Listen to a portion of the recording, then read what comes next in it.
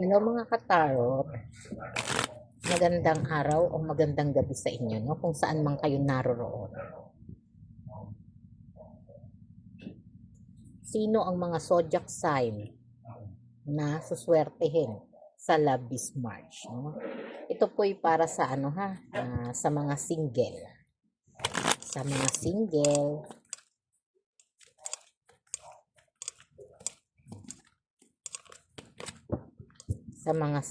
Sino-sino nga ba?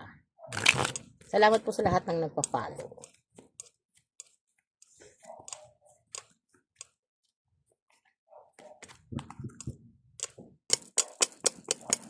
Sa mga gusto po magpa live reading, no? Live reading tarot. Sa TikTok niyo po ako matatagpuan.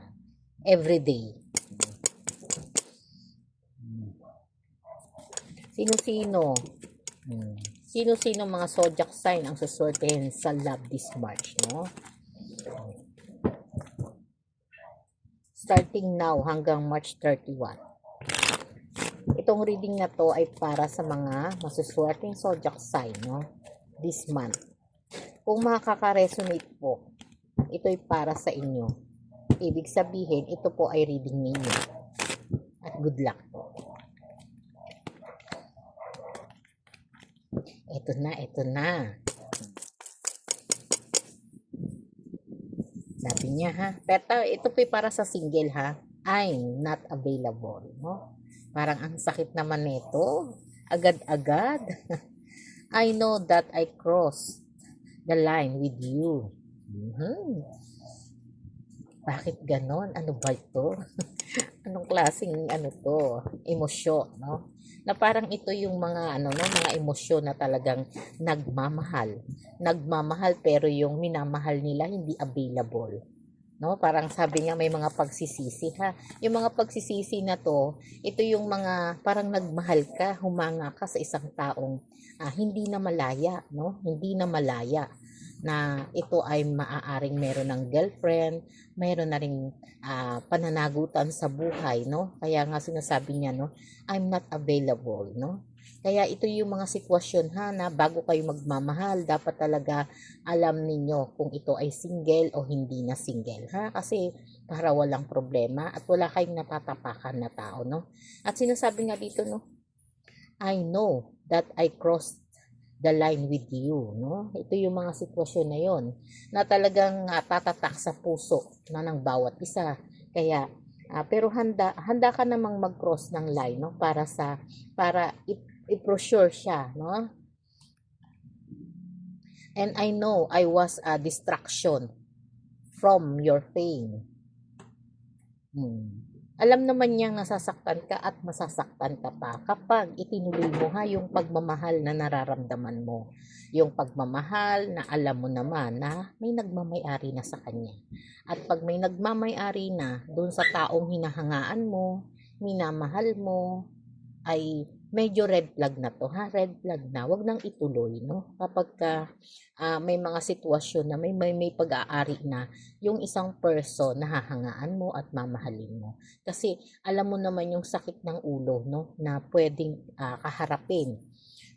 kaharapin ng isang tao nagmamahal, no? Nagmamahal doon sa isang taong may pananagutan na ha, pag may pananagutan na, out na, kasi napakarami naman pong boys and girls sa daigdig ha.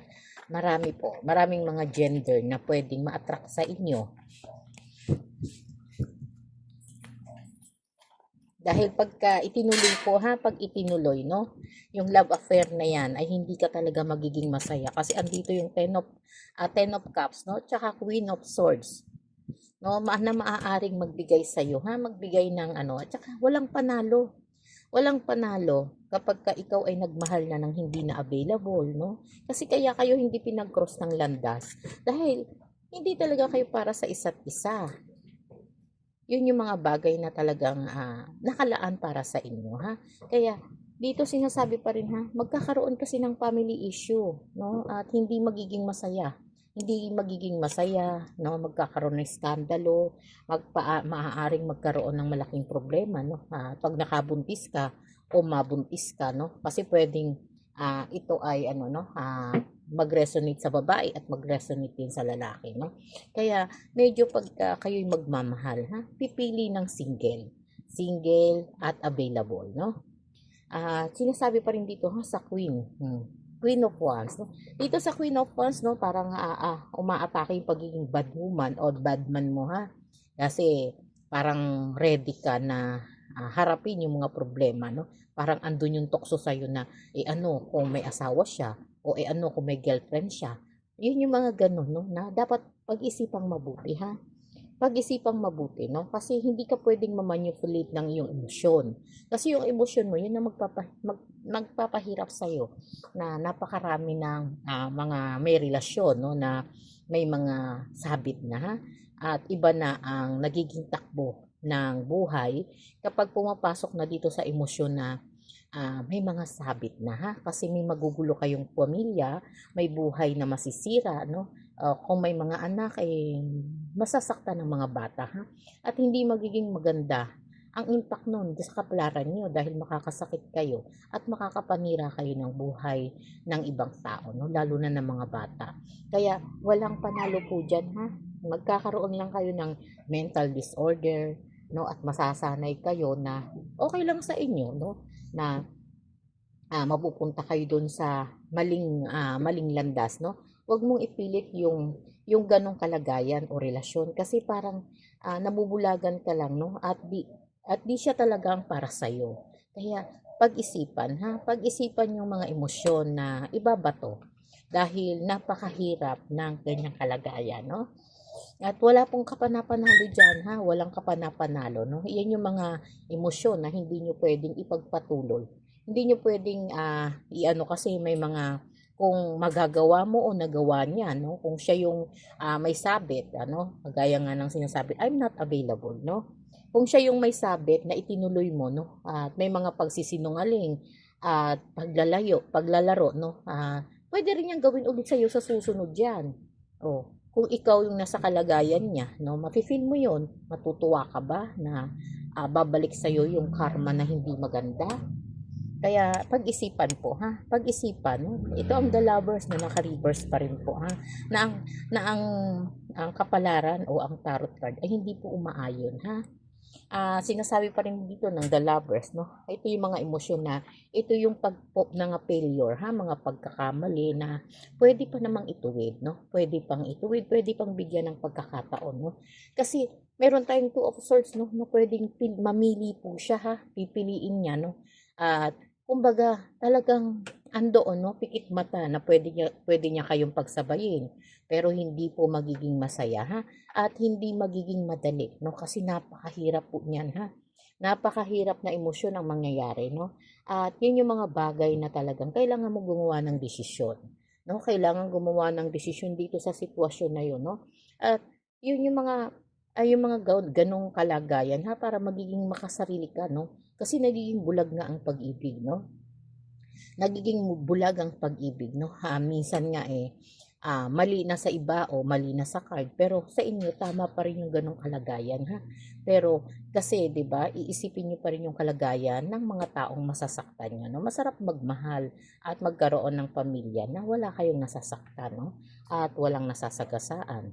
Kaya pag-isipan pong mabuti, ha, doon sa mga single na magkakaroon ng ano, ha, ng ganitong relasyon, no. At yung yan, trial lang naman yan, no, na kailangan mong isuko. Isuko ito para sa makikilala mo yung taong para sa iyo. At ano-anong zodiac sign ba to, no? Sino-sinong zodiac sign ba ang pwedeng sumakop dito?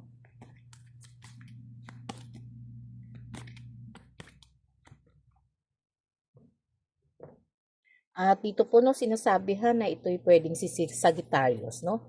Na si Sagittarius na sabi nga, no, understanding, no? Kailangan mo maging understanding dahil ito yung mga kailangan para maging masaya ka, no? Maging masaya, maging mas maunawain at magkaroon ng blessing, ha. Si Gemini, no? Na itong mga zodiac sign na to ay medyo mahina pagdating sa love, no? Kaya ito yung magiging testing sa inyo, ha. Talagang subukin, no? Subuking lakasan ng loob, no?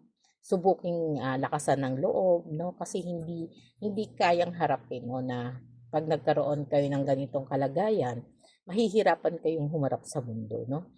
Kaya pag-aralang mabuti, ha. Pag-aralang mabuti yung mga magiging daan, no? Magiging daan para sa kapayapaan ng inyong pagmamahal.